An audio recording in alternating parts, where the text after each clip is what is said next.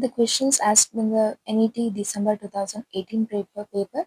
I'm discussing two questions. Sales of a firm are given 40 lakh, variable cost they have given 10 lakh, fixed cost 15 lakh, and interest they have given 5 lakh. We need to find out the combined leverage of the firm. Combined leverage we need to find out. Options they have given 2.5, 3, 2, and 8.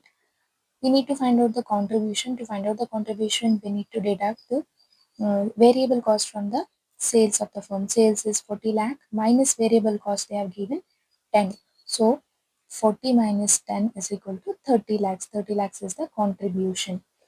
Once we find out the contribution, we need to find out the earning before interest and tax. Earning before interest and tax means contribution minus interest and tax we need to deduct. So 30 lakhs minus fixed cost they have given 15 lakh, so 15. Interest they have given 5 lakh, so 5 lakh interest. Contribution minus fixed cost minus interest 10 lakh. 10 lakh is the earning before interest and tax. Earning after tax and interest, because we have deducted the fixed cost and interest, so earning after tax and interest, then 10 lakh. Combined leverage is leverage. To find out the combined leverage, contribution divided by EBIT. So 30 lakhs divided by EBIT, 10 lakhs is equal to 3 times. We will get the combined leverages 3 times. Option B is the answer, 3%.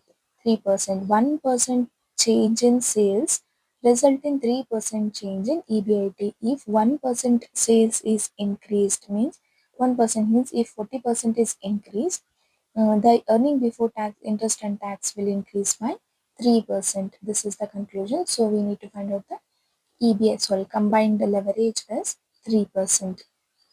Next we'll discuss the question. A firm has inventory turnover of 3. Inventory turnover is 3 and cost of goods sold is 2,70,000 they have given. With better inventory management, inventory management is better once the inventory turnover is increased to 5. It was 3, and because of better inventory management, inventory is in turnover ratio is increased to 5.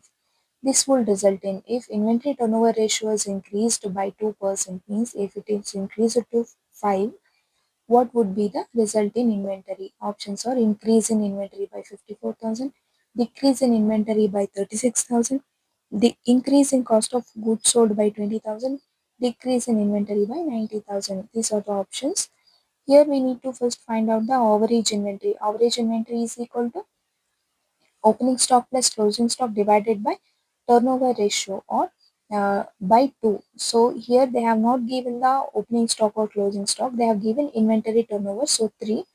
Inventory turnover we need to use and cost of goods sold we need to use. So cost of goods sold is 2,70,000 divided by inventory turnover they have given 3. 2,70,000 divided by 3, 90,000.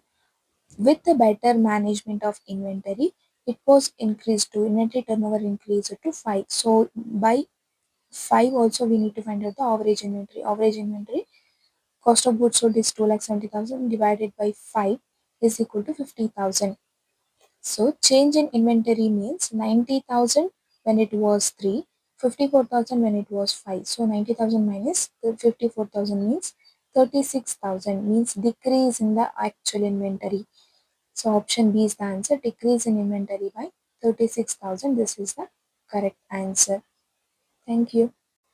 Here in this video, we are discussing the question which was asked in June 2014 NET paper. If the debt is 220 rupees, 220, debt is 220, cash balance is 20 rupees 20, and equity is rupees 300. Then the gearing ratio is, here they have asked to find out the gearing ratio. Options are 20%, 40%, 50%, and 30%. Here are the two methods to find out this. First method is, actual method is to find out the net debt. We need to deduct the cash in the provided debt. So provided debt amount is 220 rupees, 220 minus cash they have given is rupees 20. So once we deduct it, we will get the 200 rupees net debt.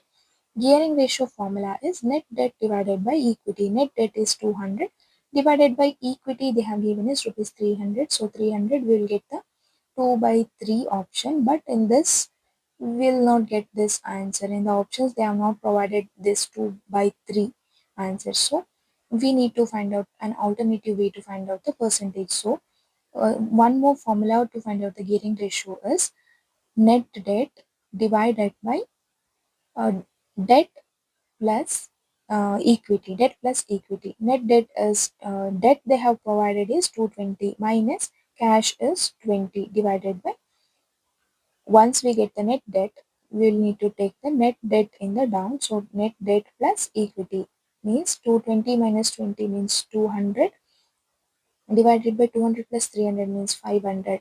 200 by 500 means 40% we will get. So the answer is B.